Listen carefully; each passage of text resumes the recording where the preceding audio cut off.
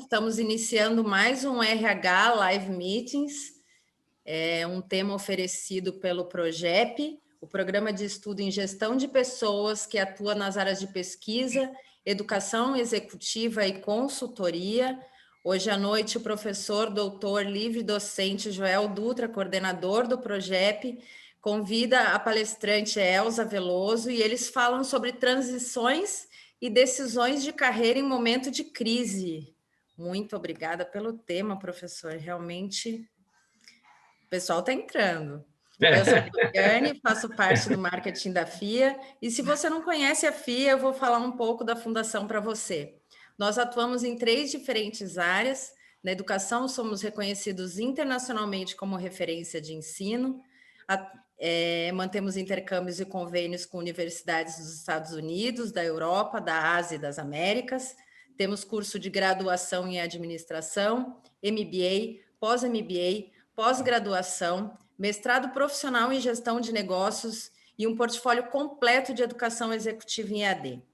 Somos consultores e já desenvolvemos mais de 8.000 projetos estratégicos que levaram conhecimento e inovação para pequenas, médias e grandes empresas das esferas pública, privada e até do terceiro setor.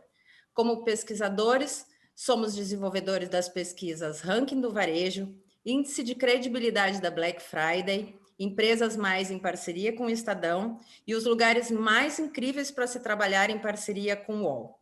Nós somos mais do que uma escola de negócios, nós somos graduação, pós-graduação, mestrado, MBA, consultoria, pesquisa, e isso faz a diferença.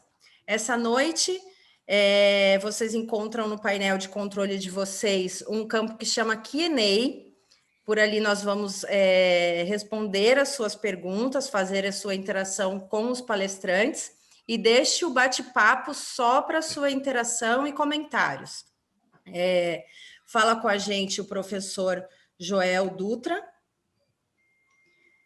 que apresenta a palestrante, o professor livre docente da Faculdade de Economia e Administração da Universidade de São Paulo, FEA-USP, onde ministra cursos de graduação e pós-graduação com mestrado na Fundação Getúlio Vargas e doutorado na FEA-USP, coordenador do Programa de Gestão de Pessoas Projeto FEA-USP e vice-coordenador do curso de MBA em Recursos Humanos. Atuação como consultor em gestão de pessoas para as principais empresas país, diretor instituidor da Growth, consultoria, desenvolvimento de pessoas e organizações. Boa noite, professor, um bom evento a todos. Boa noite. Um prazer estar com vocês, muito obrigado pela audiência.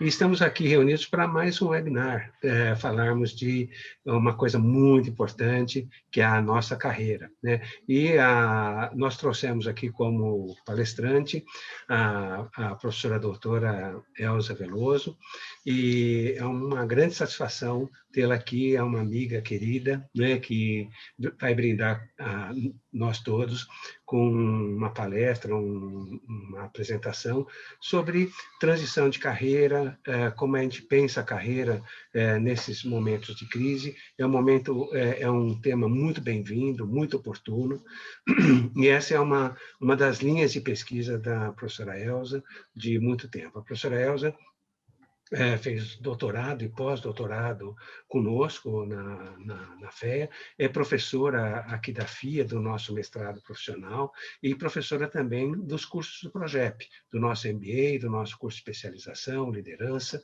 Ela está sempre muito conosco, muito próxima, e é uma alegria tê-la aqui hoje, nos brindando com esse tema fantástico. Professora Elza, muito obrigado pela sua presença, muito obrigado pela sua generosidade de dividir conosco toda essa sua bagagem, e aí entrego o público a você. Obrigado, Elza. Eu é que agradeço, né, pelas palavras do professor Joel. É muito bom estar aqui nesse momento de crise, né? A gente ter com quem falar, ter com quem interagir. E como o professor Joel falou, o tema transição de carreira é um tema que eu venho estudando há muitos anos e comecei a estudar esse tema sob orientação do professor Joel, né? Na época do meu doutorado, na escolha do tema, nós percebemos que esse era um tema que estava começando a ser estudado aqui no Brasil e que tinha muito espaço para aprendizado, para a gente trocar ideias, para escrever, né? E o que eu percebi, eu defendi meu doutorado em 2009, e o que eu percebi desde lá é que esse tema só cresceu, né? Então, o tema carreira, de forma geral, foi crescendo. Nós, hoje em dia, ouvimos de várias fontes falar em carreira, né? Na época, ainda tínhamos poucas referências, até para trabalhar, mas esse tema transição, ele realmente era muito novo. E esse interesse em transição de carreira é um interesse muito legítimo, porque nós vivemos em uma sociedade que se transforma hoje em dia muito rápido. Tem diversos fatores que fazem com que essas transformações sejam muito ágeis, e a nossa carreira, ela de fato está inserida nessa sociedade, né? Ela vai envolver a nossa vida pessoal, além do trabalho, né? As nossas expectativas de consumo, o convívio que nós temos com outras pessoas, e tudo isso é muito dinâmico hoje em dia, né? As coisas acontecem e, entre aspas, desacontecem também, né? Aceleram e desaceleram. E eu me lembro quando eu estava estudando transições, que uma vez achei uma frase, né, de um autor acadêmico, né, que disse assim: olha, os adultos, né, dedicam metade de suas vidas a transições. Isso era lá nos anos 80, mais ou menos, né? E hoje em dia eu entendo que é muito mais do que a metade, né? Na verdade, nós vivemos de nos adaptar a diversas mudanças que vão acontecendo. Em termos de carreira, o que acontece? Pode parecer exagerado isso que eu falei, mas o que acontece é que nós temos transições que são pequenas e transições que são maiores, né? Então, em termos de conceito, diríamos que existem microtransições e macrotransições. As microtransições, elas vão acontecendo no nosso dia a dia e nós nem sempre percebemos, né? Então, por exemplo, quando muda a tecnologia, o local de trabalho, nós vamos nos adaptando naturalmente e nem sempre percebemos o que está acontecendo, o que está em jogo, o quanto aquilo está mexendo com a gente, né? Por exemplo, quando o seu chefe sai da sua área, né? Vem um outro chefe. Você também está em transição, a sua carreira também entra em transição, e só que nós atribuímos essa transição ao chefe, né? Então, só para exemplificar o quanto vão acontecendo mudanças e que nós vamos nos adaptando. Agora, aquelas macro transições, elas vão mexendo com situações mais profundas, com a nossa identidade profissional, com a nossa capacidade de subsistência, com a nossa renda, né, e com a nossa perspectiva de futuro. Então, essas transições, elas são mais evidentes, elas mexem mais com a nossa cabeça, com a nossa vida, elas causam mais insegurança. Mas o que eu percebo é que mesmo antes da pandemia, essas macro transições, elas estavam mais frequentes e acontecendo com muita velocidade. Então, a gente já estava esperando uma onda tecnológica muito forte, né, por conta dos avanços na inteligência artificial, e sabendo que essa onda provocaria mudanças importantes na carreira de muita gente, porque nós fomos percebendo que não somente trabalhos operacionais, mas trabalhos intelectuais passaram a ser substituídos por máquinas, né, por uma inteligência artificial que vai aprendendo cada vez mais, né? Então, o meu filho, no sábado, me pediu para ver um filme com ele, né, que chamava-se A Revolta das Máquinas, né, assim, era o nome de uma família lá e A Revolta das Máquinas. E era uma inteligência artificial do tipo Siri, né, da Apple, desse tipo, que estava revoltada porque estava ficando obsoleta, então ela resolveu destruir os robôs, destruir o mundo através de uma programação de robôs, né? Mas para esses filmes, né, embora sejam um cartoon, assim, seja para criança, mostram uma realidade, assim, de uma insegurança que a gente vai vivendo, né? Pensar onde é que tudo isso vai parar. Então, isso é algo que já vinha ocorrendo, né? E daí, o que aconteceu? Veio a pandemia há mais de um ano atrás, né? E eu entendo que nós estamos vivendo uma situação única, né? Espero que seja. Mas o que está acontecendo é que assim as carreiras entraram em transição coletivamente. Então, quando na minha tese de livre docência, quando eu me aprofundei ainda mais no tema de transição, é, eu identifiquei na literatura, né, que algumas características da transição, por exemplo, olha, ela é definitiva, ela é individual ou é coletiva? E essa palavra coletiva, a gente pensa assim, puxa, a transição é algo tão pessoal, né? O que seria uma transição coletiva? Daí tem alguns exemplos, por exemplo, um corte que tenha na empresa, né? Alguma coisa que tenha acontecido para um grupo muito grande, são pessoas que estão vivendo a mesma mudança ao mesmo tempo, né? Isso a gente entende que acaba fornecendo um alento às pessoas, né? Um dá suporte para o outro, a gente pensa assim, olha, não sou só eu, né? Mas o que aconteceu, assim, mesmo sendo coletivas essas transições, elas têm nichos, né? Elas têm grupos que vão vivendo essas transições.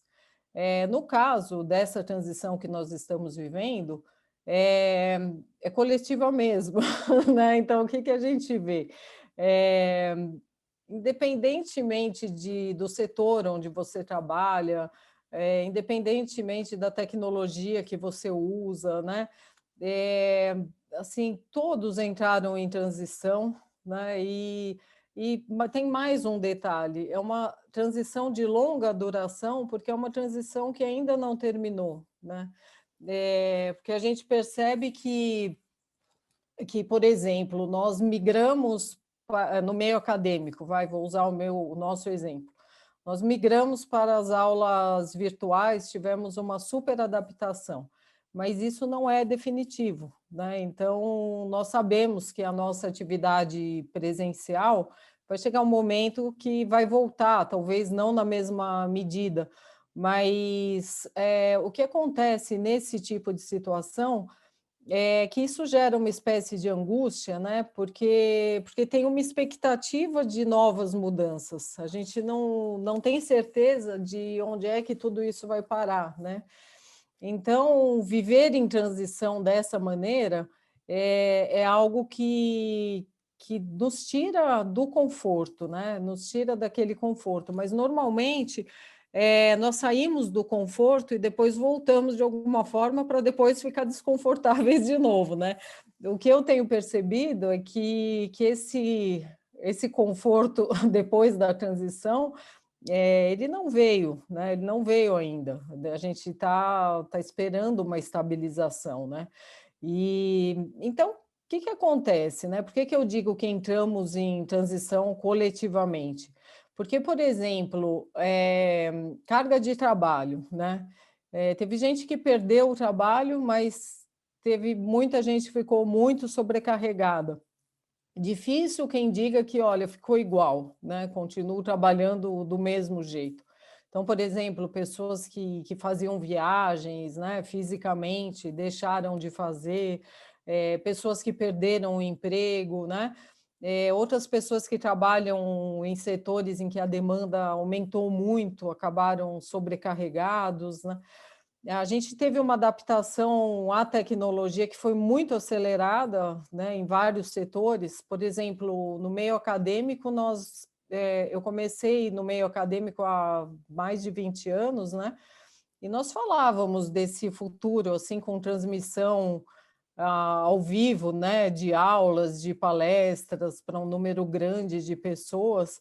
Isso ia acontecendo aos poucos, né? Acontecia em alguns lugares, de algumas maneiras, mas tivemos uma mudança cultural, né? Porque a gente teve uma aceleração desse processo, um avanço nas tecnologias que propiciou essa possibilidade do trabalho remoto, que era algo que já estava também se construindo, né? Eu via as empresas oferecendo home office em anúncio de vagas, como um benefício, né? Então, olha, eh, tem a vaga tem isso e aquilo, e 3 dias, 2 dias por semana em home office, né? Então, as empresas também já estavam se preparando, né, para uma parte do trabalho sem home office, e, e daí o afastamento que muitos de nós tivemos que ter do ambiente de trabalho também acelerou essa mudança. E aí isso mexe, né, com a nossa mobilidade, né, com o caminho que a gente fazia para ir trabalhar, a maneira como nós nos arrumávamos, né, fisicamente, mentalmente para trabalhar, né, de chegar naquele horário, a gente se preparar para sair, né. Isso foi mudando com a nossa dinâmica, e com a dinâmica da família também, né. Então, os padrões de convivência com a família mudaram, os espaços físicos dentro das casas tiveram que ser adaptados, né, e dependendo da situação, é uma adaptação que continua, porque nem sempre você tem o espaço adequado. A convivência com os colegas de trabalho, que muitas vezes era algo que gerava até, além de conhecimento, gerava algum progresso para a nossa carreira, porque nós fazíamos acordos informais, né? De repente nos encontrávamos, decidíamos o que nós íamos fazer, né? A maneira como íamos nos organizar, né, com os nossos aliados, aquelas conversas de reuniões de corredor, né, que nós fazíamos. Isso acabou, né? Hoje em dia eu percebo que para dar um telefonema, nós marcamos um horário e tem vezes que marcar o horário demora muito mais do que o próprio telefonema, né? Nós passamos dias tentando conciliar a agenda para dar um telefonema, né? Aí conversamos lá 5 minutos com a pessoa, né? Então, nós fomos perdendo a casualidade. Isso mexe muito com a nossa cabeça, né? Ao mesmo tempo que nós trabalhamos muito, nós temos aquela sensação de solidão, né? Aquele medo de ser esquecidos. Então, são coisas que ficaram exacerbadas nesse momento, né? E isso gera muita incerteza quanto ao nosso futuro, né? Porque a gente vê as empresas todas em transição, esperando, né, para ver o que vai acontecer, e nós vamos sentindo, então, a necessidade de pensar sobre a carreira. Então, a ideia dessa conversa aqui com vocês não é só mapear tudo isso que vem acontecendo, né? Não só falar sobre, mas a gente pensar um pouco em como que dá para analisar a nossa carreira, analisar o nosso momento, analisar as nossas necessidades, né? De pensar um futuro que é incerto, mas que ele já era incerto, né? A gente nós só estamos com um pouco mais de receio desse futuro, né? Então, assim, a gente pode pensar na transição de carreira, né? A transição como o período durante o qual nós estamos redirecionando assim o nosso papel, a maneira como nós trabalhamos, né? A maneira como nós nos orientamos. Parte dessas transições acontecem na prática e bem concretamente, assim, ó, por exemplo, quando eu perco meu emprego, eu eu mudo de área, eu mudo de profissão, né? Nós dizemos que é uma transição objetiva que aconteceu. Mas a transição, tem uma parte dessa transição que ela acontece dentro da nossa cabeça, né? Que envolve a nossa subjetividade. Então, nesses momentos de crise, né? Como esse momento da Covid, da pandemia, essa parte subjetiva, né, essa parte da transição que está dentro de nós, ela vai ganhando espaço, né, porque nós acabamos parando para pensar, né, paramos para pensar em como nós dividimos nosso tempo, paramos para pensar na nossa saúde, paramos para pensar em coisas que nós queremos para o nosso futuro, né? Então, olhar para essas transições de uma forma mais madura é algo que acaba nos ajudando, né, a pensar se essa identidade que nós temos com o trabalho, essa identificação, a nossa identidade profissional, é algo que nós queremos manter, né? Pensar um pouco se o mercado nos dá espaço para manter essa identidade também, né? Então, essa identidade profissional praticamente é o nosso eu, né? Assim, é quem nós somos, e que isso que entrou um pouquinho em jogo, né? Nesse momento de crise, né? Para alguns de nós. Porque também tem uma particularidade, né? A transição ela vai acontecer de maneiras diferentes para cada um de nós, né?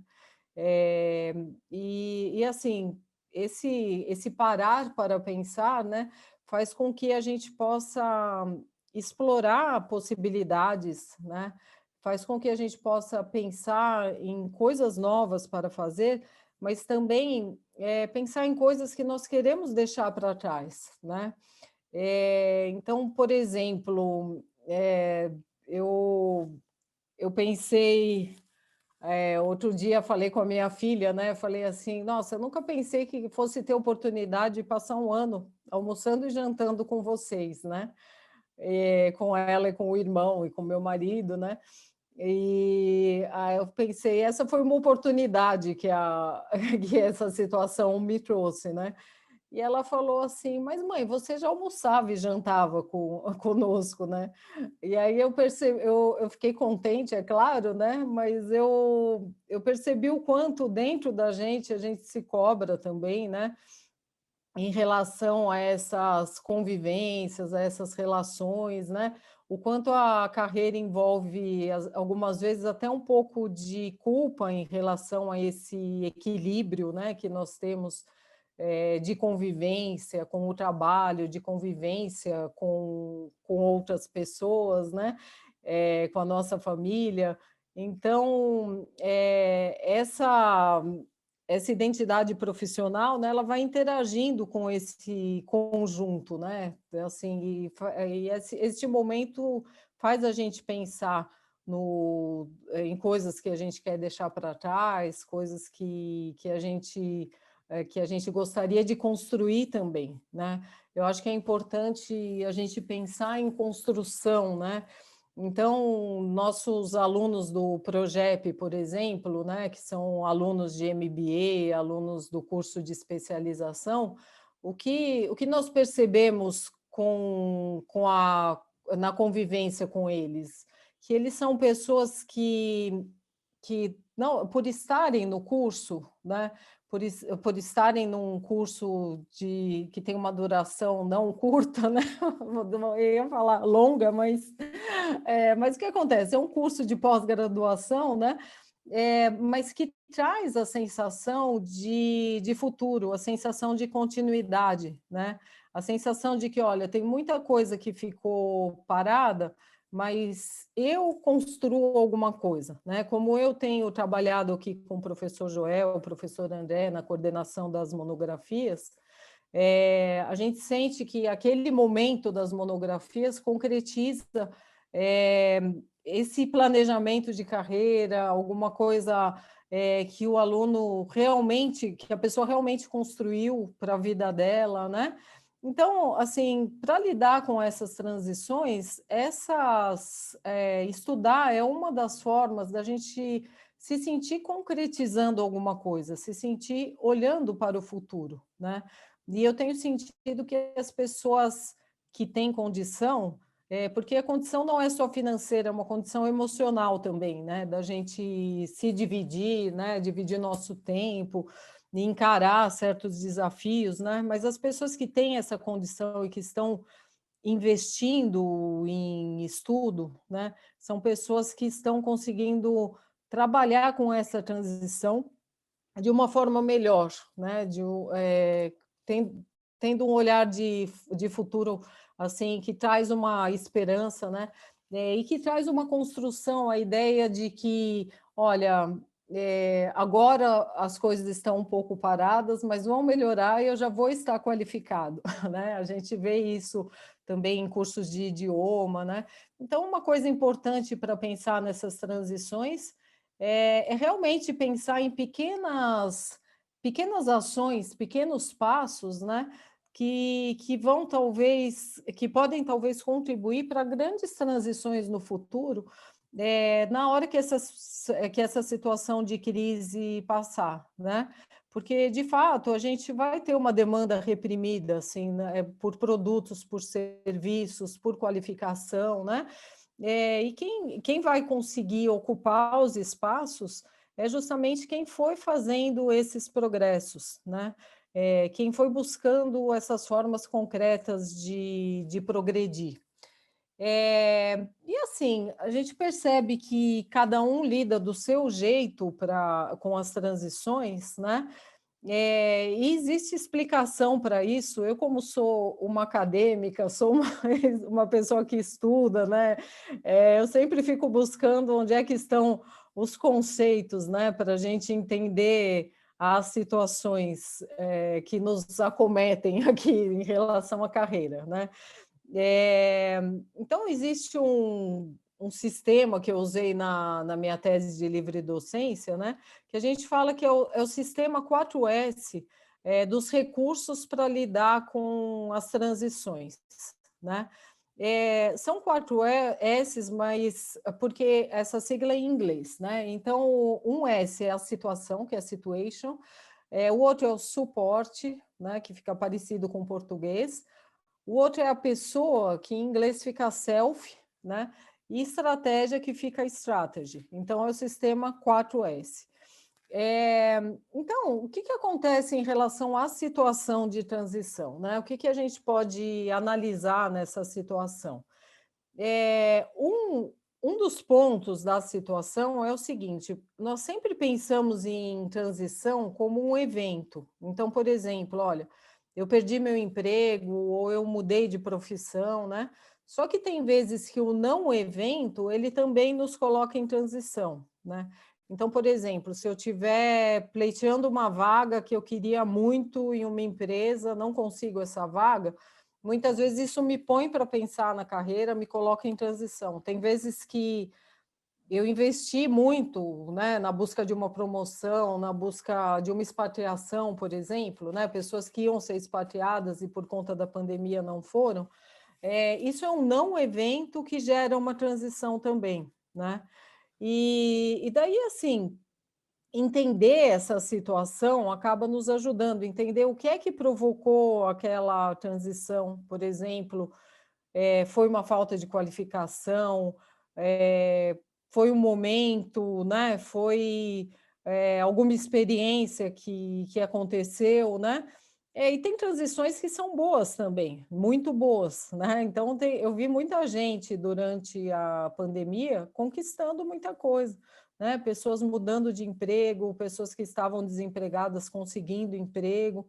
Então, o que a gente tem que pensar é que a crise ela não pode ser paralisante. A gente tem que justamente aproveitar a crise para lidar melhor com essas transições. Então, além de analisar a situação, é preciso que a gente saiba olhar para nós mesmos, que é a ideia do self, da própria pessoa. Então, todos nós temos características pessoais que vão favorecer ou dificultar a transição, né? Então, alguns de nós têm recursos psicológicos muito interessantes para superar desafios, né? Para superar, vencer obstáculos. E outros têm outro tipo de recurso. Então, tem gente que é mais otimista, vai vencendo as barreiras, os obstáculos. Tem gente que é mais pessimista, por outro lado, mais realista. Então, nós temos que... É importante a gente saber olhar para essas características e buscar, assim, superar nossos pontos fracos, né? Maximizar nossos pontos fortes, porque isso faz toda a diferença, o quanto nós acreditamos que podemos superar determinadas situações, né? E aí tem o suporte que nós recebemos. Então, eu entendo que carreira, ela faz parte de um grande acordo que nós temos com a nossa família, com os nossos amigos, né?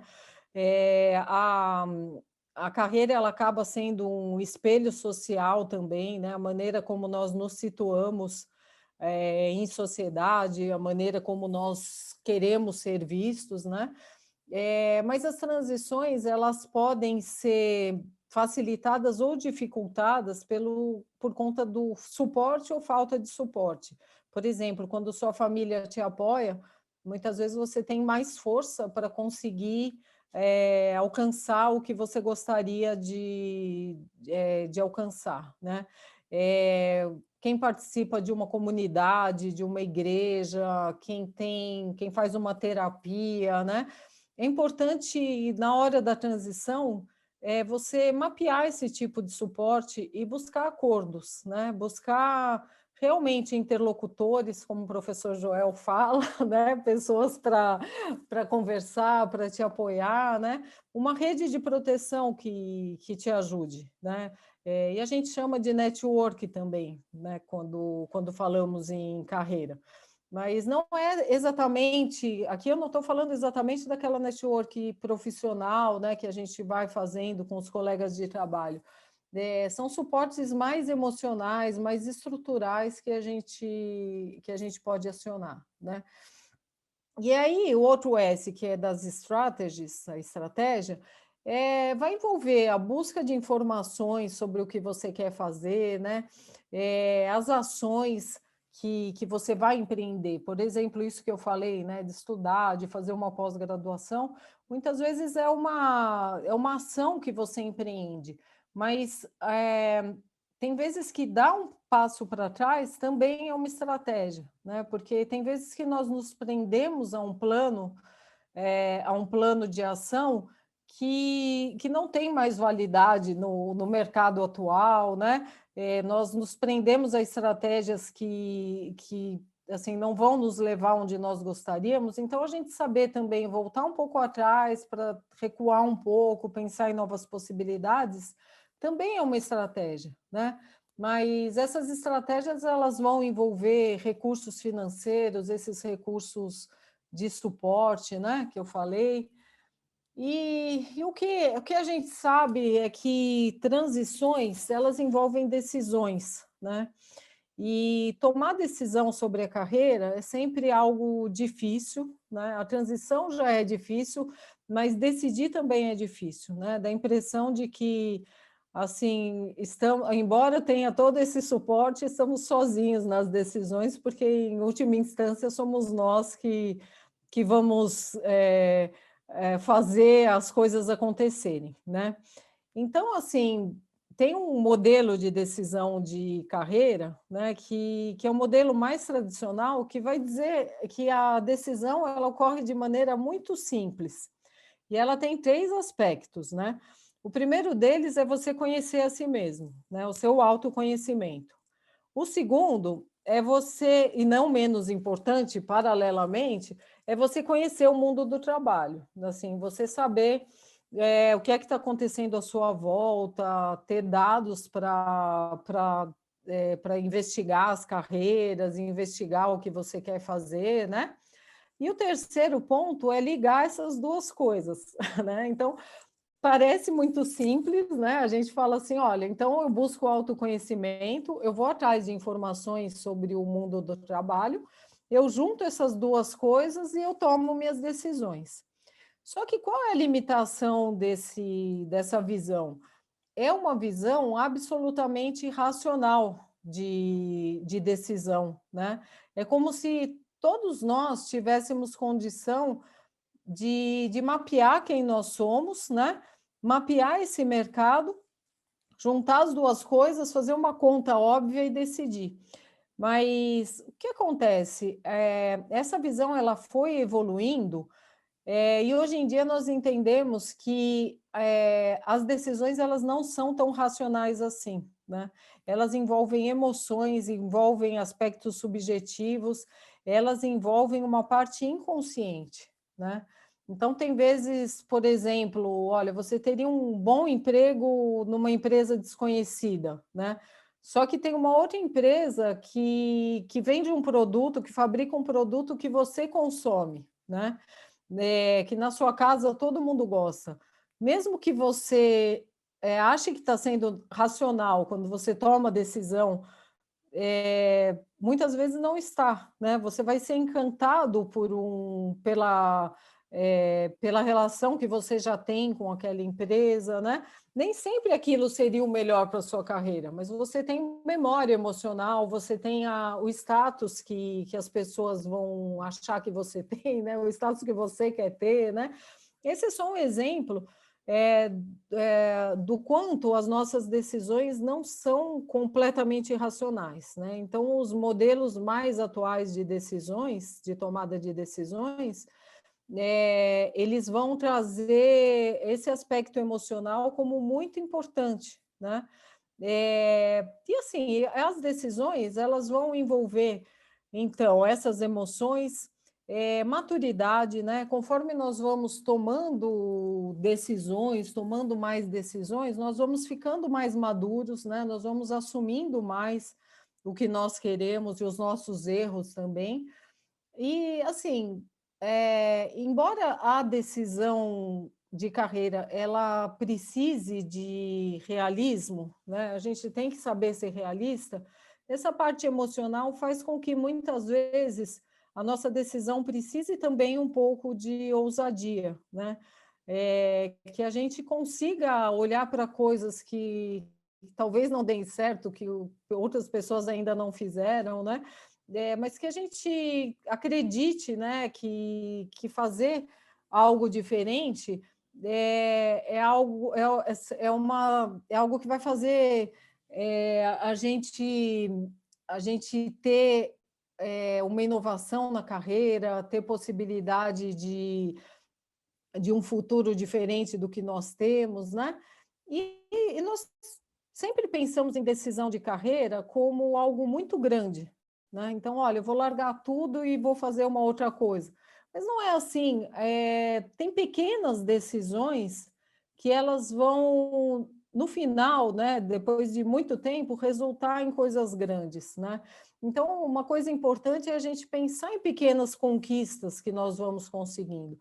Então, se a gente olhar para trás, nesse ano de pandemia, nós conquistamos muita coisa, né? Nós aprendemos a lidar com essas diversas transições que eu listei no começo da minha fala, né? Nós aprendemos a conviver de um jeito diferente com as pessoas, né? Com o nosso trabalho, nós aprendemos a lidar mais com resultados do que com o processo do nosso trabalho, né? Aquela coisa de ir para o escritório, ir lá ficar e contar as horas. Nós aprendemos a lidar com outras formas de avaliação. Então, e foram pequenas decisões que foram tomadas que fizeram com que, depois desse um ano, a gente também tenha evoluído muito, né? Fizeram com que a gente tenha aprendido muito. E para finalizar a minha fala, eu vou projetar um único slide aqui, né? Deixa eu ver aqui no Zoom se eu consigo. Ele não é assim tão high-tech quanto deveria ser depois de um ano, né? Mexendo com tanta tecnologia, ele poderia ser muito melhor, né? Mas um conceito que nós estudamos bastante em carreira, né? É de carreira inteligente. Então, a gente fala assim, olha, que para viver nesse mundo em transição, né, nós temos que desenvolver 3 tipos de competências, que é como se fosse um capital de carreira. Então, um deles é o nosso porquê, né? Então, quando nós sabemos o porquê nós fazemos as coisas, e isso é muito subjetivo, essa é uma competência, a gente saber olhar para nós mesmos, né? Saber a maneira como as situações impactam a nossa vida, o que nós queremos, é uma competência, né? A outra é o como, né? Então, quando a gente fala assim, olha, a pessoa tem know-how para fazer tal coisa, é porque ela sabe como gerenciar, como produzir, como prestar um serviço, né? Isso é uma competência, até mais fácil da gente mensurar. E a terceira competência da carreira inteligente é com quem, né? Então, isso vai envolver a network. Então, quem são as pessoas que estão comigo na minha carreira, né? Isso é uma construção, nós vamos construindo através da nossa reputação, conforme nós vamos ajudando outras pessoas, né? Essa network, ela vai se formando. E aí eu fiz uma adaptação, pensando em decisões sobre mudanças de carreira, como que podemos decidir de forma inteligente, né? Baseada nessa visão da carreira inteligente, como que a gente pode tomar decisão na hora de mudar, né? Fala assim, olha, agora eu quero mudar a minha carreira ou eu preciso mudar a minha carreira, né? Pensando nessas 3 competências, um dos pontos importantes, essenciais, é pensar no porquê eu quero mudar, né? Tem vezes, agora na pandemia, muita gente precisou mudar por necessidade. Então, olha, eu perdi meu emprego, ou aconteceu alguma coisa aqui, eu preciso mudar. Mas entender essa necessidade, entender o meu porquê, muitas vezes coloca as coisas numa perspectiva. Então, tem exemplos aqui, olha, por que eu quero mudar? Eu quero buscar mais qualidade de vida, eu quero melhorar minha remuneração, meu status. Esse porquê está dentro de cada um de nós, né? Pensar no como, né? Daquele know-how, pensar em qual é a maneira como eu quero trabalhar. Então, por exemplo, nossos alunos do Progep de Recursos Humanos, tem vezes que eles falam assim, olha, eu quero trabalhar por um tempo no negócio, né? Que é uma área mais fim da organização, ou o contrário, eu trabalhava no negócio e quis vir trabalhar aqui no RH, que é uma atividade mais intermediária, né? Mas assim, pensar. Então, algumas pessoas têm essa clareza, né? Assim, qual é a maneira como eu quero trabalhar daqui para frente? Mas tem situações, mesmo antes da pandemia, né? Tem pessoas buscando horários mais flexíveis, projetos mais independentes, atendendo a clientes externos, ou eu quero empreender, não quero mais ter um chefe. Então, a maneira como eu quero passar a trabalhar é algo a ser pensado, né? Porque, de repente, você busca uma transição que vai te levar a uma situação, um formato de trabalho que você não tem vontade. É importante você pesquisar isso, né? Pesquisar se você está disposto ou disposta a encarar, né, essas situações, essas novas situações, esses novos formatos, né? E pensar em com quem você quer passar a trabalhar, né? Então, por exemplo, você quer trabalhar com pessoas com uma certa qualificação, né? Quer trabalhar com profissionais renomados, ou para você é mais importante ter amigos e bons colegas, né? Eu, por exemplo, sou uma pessoa que gosto de trabalhar com gente amigável, pessoas gentis, né? Isso para mim é importante, né? Mas tem vezes que a gente quer se aproximar de certas pessoas, né? Que tenham algo a nos oferecer. Então, são 3 pontos que podem ajudar a todos nós, né, a tomar decisões mais inteligentes, né? E a lidar com esse momento que nós estamos vivendo, porque o que acontece? Esses momentos de crise, né, eles geram transições, mas eles são muito propícios para planejar a carreira, né? Então, o professor Joel, por exemplo, né, que está aqui conosco, ele sempre falou que é nesses momentos de crise que nós paramos para pensar na nossa carreira, né? Só que, assim, ao longo do tempo, nós fomos, boa parte da sociedade foi aprendendo a planejar a carreira fora dos momentos de crise também, né?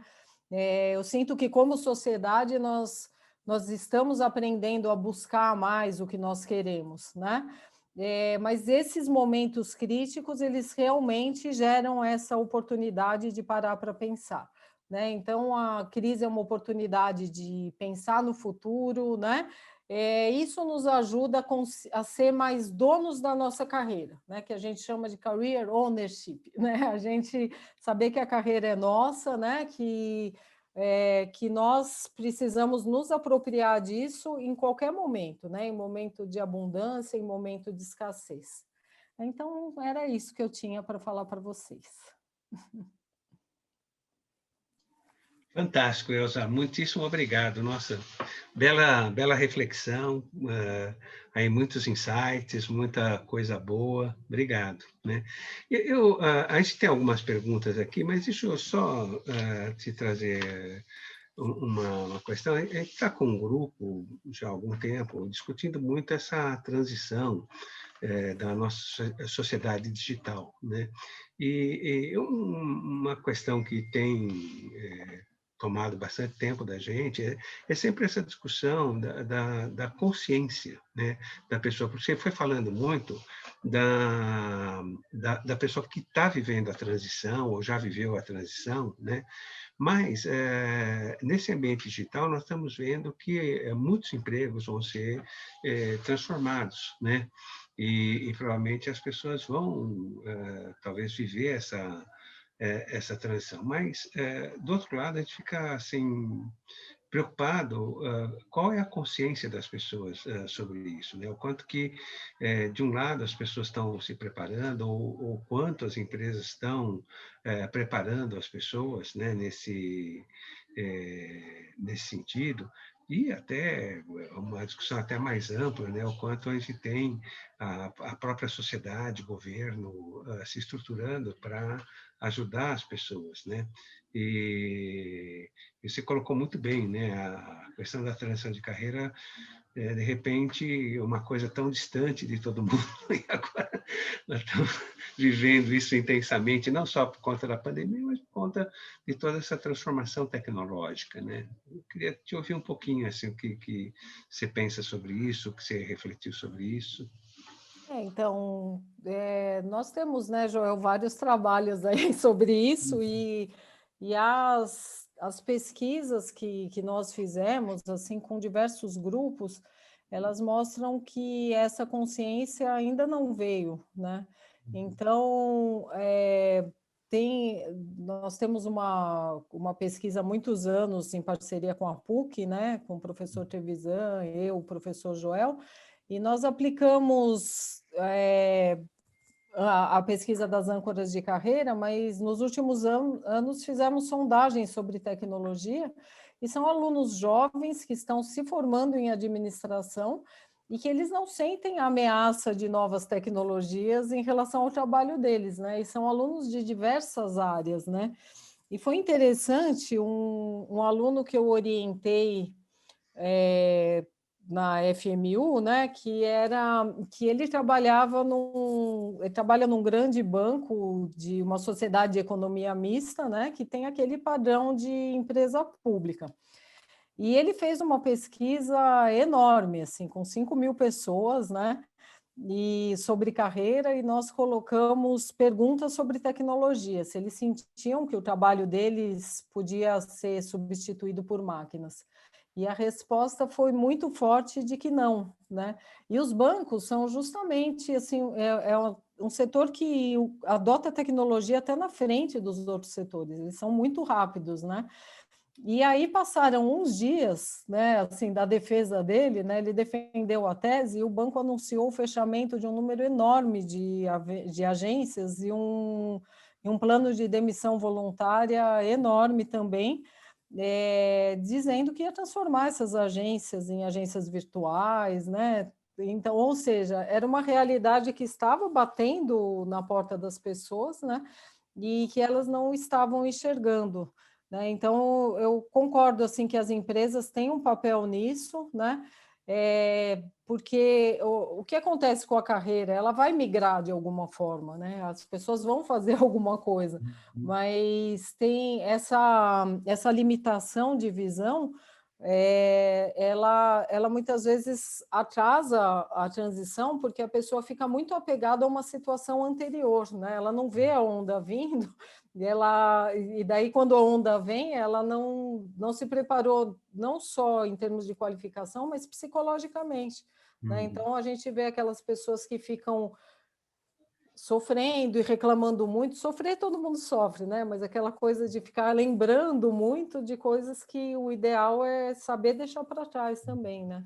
Então essas ondas tecnológicas, a gente vê que elas estão apenas começando, né? E a gente está muito devagar mesmo, né, Muito nisso bom. tudo. E eu tenho uma pergunta aqui da Monique, Elza. Ela está perguntando assim: quem que é a melhor pessoa para ajudar nessa transição? Um coach ou um orientador profissional? Olha, o que a gente vê, né? Tem pessoas que se dão muito bem com esse tipo de programa, de processo, né? Que são pessoas que querem muito se organizar. Assim, na verdade, o coach ele é um programa de orientação profissional, né? Assim, a gente tem, por exemplo, o coach de carreira, que é alguém que vai te ajudar a olhar para a sua carreira no longo prazo, vai te ajudar a ser um gerenciador da sua própria carreira, né? Então esses processos de orientação vão fazer isso de uma maneira organizada. Mas o que acontece com a carreira, né? Tem vezes que é no dia a dia, em conversas que nós temos com pessoas de confiança, com colegas de trabalho, com informações que nós vamos buscando, que nós vamos construindo essa orientação, né? Então, nós vamos fazendo leituras, e hoje em dia a carreira ela está em todo lugar, né? Se você ligar a televisão, se você for ler uma revista não científica ou científica, você vai encontrar muitas reflexões sobre a carreira. Então, todos nós temos condição de nos organizar, de buscar objetivos, de buscar estratégias, né? Mas eu também vejo que a carreira ela não acontece no isolamento, né? Então, o professor Joel fala muito dos interlocutores de carreira, né, professor Joel? Pessoas maduras e que não têm uma relação também tão próxima e emocional com você, que não possam te ajudar, a ponto de não poder te ajudar a olhar em volta, né? Mas assim, tudo depende da sua predisposição também, porque o que acontece? Tem vezes que a pessoa contrata um orientador profissional, né, um conselheiro, um coaching, mas também não aproveita, porque não está no momento de predisposição, porque a carreira, ela parece que quando a gente está predisposto, tudo que é falado sobre carreira toca fundo na gente. E quando nós não estamos, você pode contratar o melhor profissional que você não vai aproveitar, né? Então, é muito particular isso que você me perguntou. Mas, olha, dos meus estudos sobre decisão de carreira, eu li um artigo que diz que as orientações profissionais, elas ajudam na assertividade das decisões, né? Que elas realmente têm uma efetividade. Então, se você tiver dinheiro, tempo e predisposição, encontrar uma pessoa de confiança também é algo indicado, assim. Obrigado, Elza.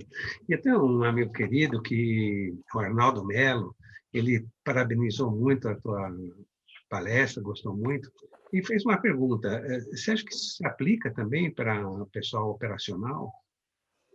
Olha, eu tenho percebido pessoas de todos os níveis preocupadas com a carreira, né? Porque, como eu disse, a mídia tem tocado muito nesse assunto. Mas, ao mesmo tempo, eu vejo os nossos alunos de RH, né, reclamando muito que as pessoas ficam esperando da empresa as decisões sobre a carreira, né? Então, o que eu acho, assim, se esse pessoal operacional estiver inserido em uma empresa, eu acho que a empresa tem um importante papel de oferecendo estímulo para essas reflexões, né? Que é alguma coisa que às vezes para lá no nível de gestão, né? E não se estende ao pessoal operacional, e quem trabalha em RH sente muito essa carência. Mas eu entendo que pessoas de todos os níveis têm muita condição hoje em dia de fazer essas reflexões, principalmente porque a linguagem ela ficou mais acessível, uma linguagem mais coloquial, que está em toda parte, que todos os programas mostram, né? E a gente vê também uma questão geracional, que independente de renda, de classe social, a gente tem jovens com mais facilidade de olhar para a carreira também. E esses jovens, muitas vezes, estão no nível operacional e já estão desafiando bastante as empresas, porque é isso que eu estou falando, que parece uma novidade, para eles já nasceu com eles, assim como o smartphone, né? Nasce junto com a pessoa. Eu vou aproveitar essa tua fala, Elza. A Patrícia está perguntando exatamente sobre isso, a questão da ansiedade dos jovens, né, que querem crescer rápido na carreira, acham que é importante ir mudando rápido de empresas, né, e como é que você vê, né, essa questão da transição, a questão da carreira para esse pessoal mais jovem? Então, olha, eu vejo dois lados, né? A gente fala muito que o jovem ele não se prende, ele quer uma coisa mais dinâmica, mas na nossa graduação aqui da FIA, né? Uhum. Nós estamos começando uma pesquisa mais formal sobre isso lá pelo Centro de Carreiras, mas nós temos muitas sondagens informais, porque eu dou aula de recursos humanos, né? E o que eles buscam é um emprego estável, pelo menos os nossos alunos, eles buscam empregos em grandes corporações estáveis empregos estáveis, e eles se espelham muito nos pais, né? Então, quando a gente conversa com eles, eles falam assim: não, olha, meu pai começou na empresa e ele cresceu, né? Eu tenho sentido assim que esses jovens desafiam muito as empresas, porque eles têm um aparato social que permite que eles saiam do emprego com mais facilidade, né? Principalmente os de uma condição melhor. Mas assim, nessa convivência de muitos anos com os alunos da graduação, eu não tenho sentido um corte tão grande. Por exemplo, quando vem essas épocas de crise, eles ficam também, assim como nós, com mais medo de perder o emprego, né? Mais preocupados por verem o mercado mais retraído, né? Eu estudo gerações há muitos anos, né? Um dos primeiros artigos sobre gerações eu fiz conjunto com o professor Joel, né? A gente falou, olha, é um tema novo, né? Estamos fazendo aqui, mas eu vejo a geração X e a Y, por exemplo, muito parecidas, né? Em relação a isso tudo, mas não sei, professor Joel, o que você acha disso que eu estou dizendo? Perfeito, é uma boa reflexão, Elza. E queria fazer um contraponto. A Darlene Dutra está falando da transição na maturidade. A gente falou dos jovens, e como é que é isso assim na maturidade, né? Então, o É grande... mais o meu caso aqui, que já está O mais... nosso, né, Joel? Estamos juntos.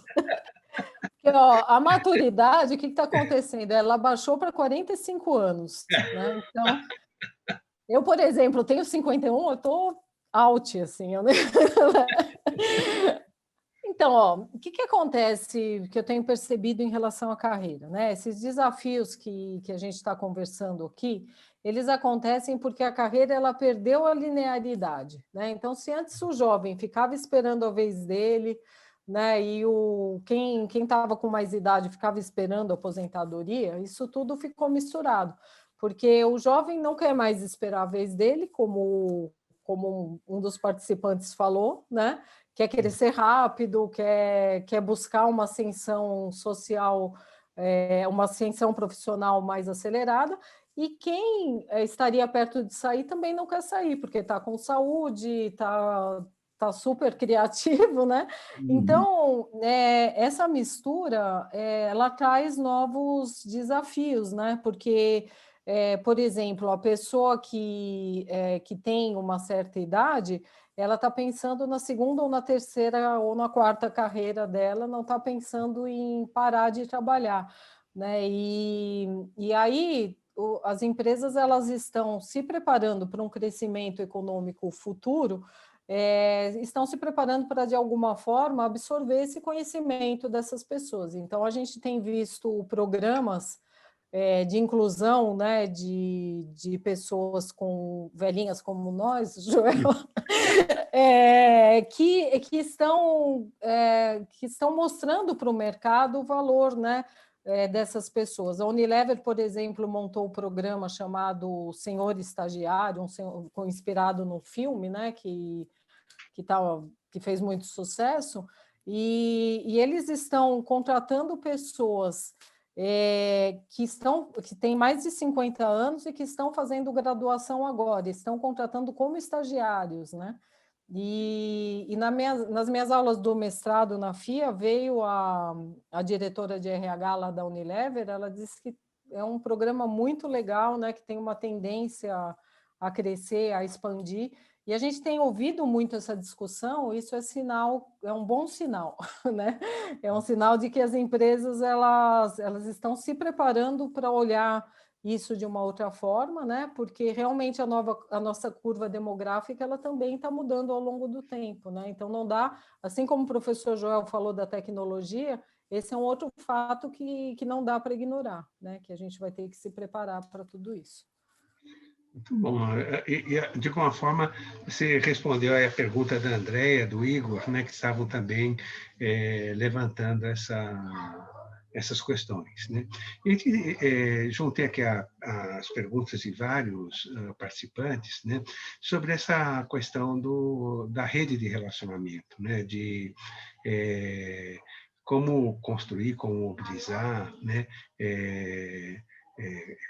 alguns estão falando do LinkedIn, né, quer dizer, como rede, mas eu acho que não foi nesse sentido que você falou da rede de relacionamento, só talvez para abrir um pouquinho só essa explicação, eu queria deixar isso como última questão, Elza, a gente já passou um pouquinho do nosso tempo, mas tem muitas perguntas, né? Então, eu selecionei aqui algumas para a gente trabalhar e depois a gente também encaminha alguma coisa para os demais que a gente não conseguiu atender, né? Mas aqui eu juntei várias perguntas de vários participantes sobre essa questão da rede de relacionamento. Então, o que acontece? Antigamente, nós entendíamos que a rede de relacionamento ela tinha que ser construída a qualquer preço, né? Então, por exemplo, você saía procurando pessoas do seu interesse, entrando em contato e se apresentando, né? A gente ia para congresso e voltava com vários cartões de visita que a gente depois nunca utilizava, jogava tudo fora, né? E assim, o LinkedIn, por exemplo, ele é uma evolução dessa rede de relacionamento e realmente funciona como uma grande arena onde as pessoas vão se encontrar, né? Aqui na Fiat, por exemplo, nós estamos também iniciando um programa de alumni, né? Com uma plataforma parecida com a do LinkedIn, né?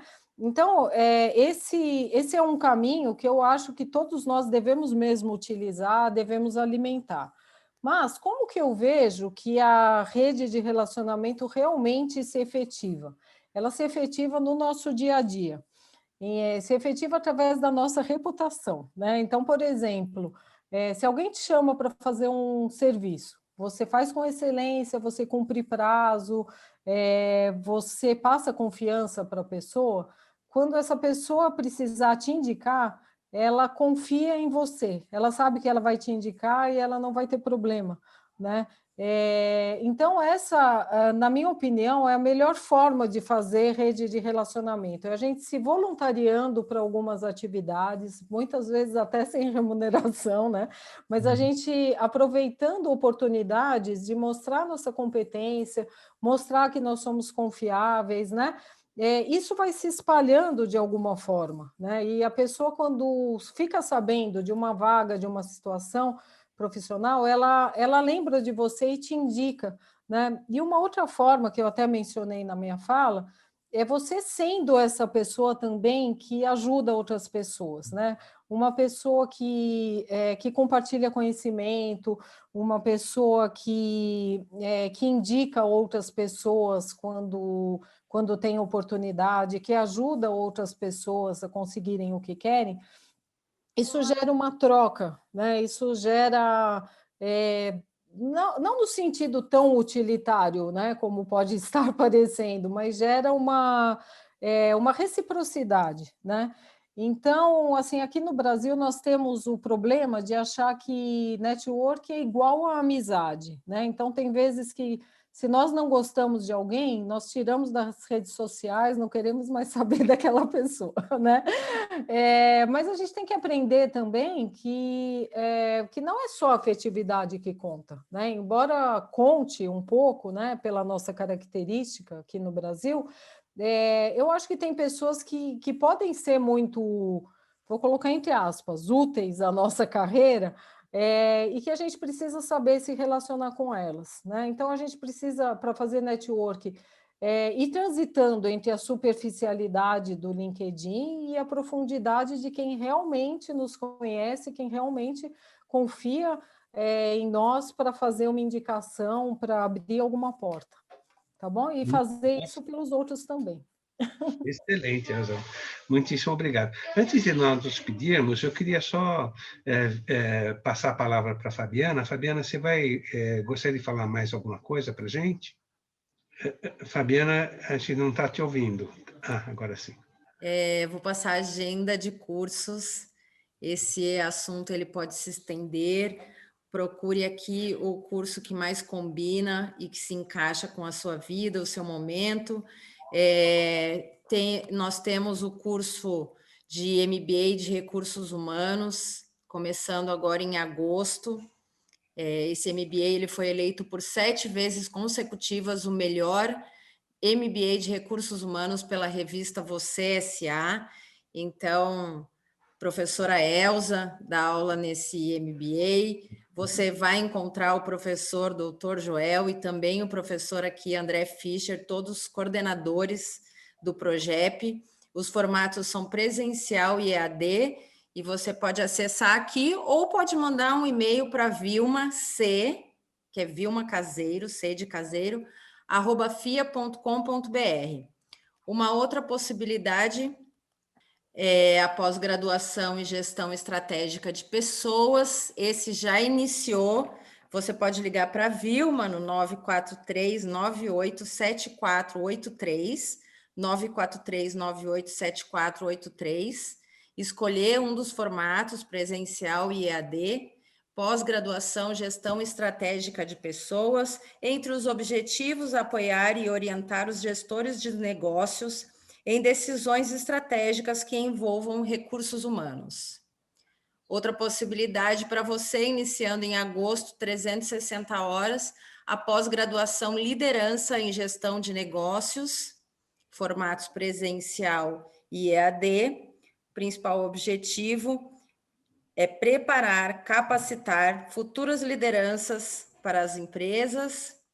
Cursos de curta duração, em outubro, iniciando mais uma turma de Business Partner, 48 horas.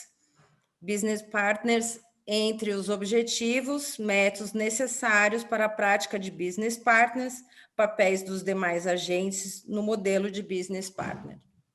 Gestão de carreira e sucessão, ampliar a discussão sobre os processos sucessórios nas organizações, próxima turma em novembro.